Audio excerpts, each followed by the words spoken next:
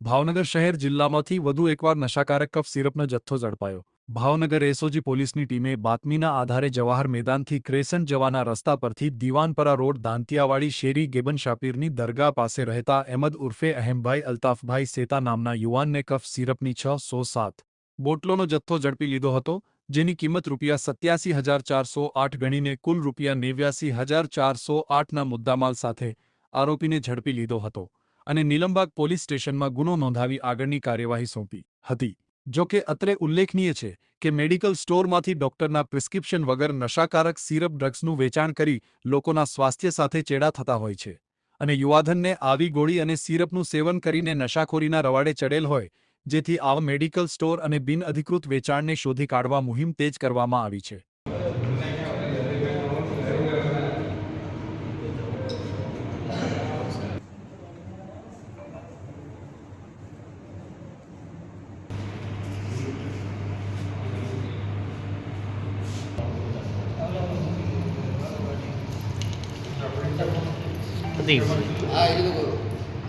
ગાડી માં ચડાવ્યું।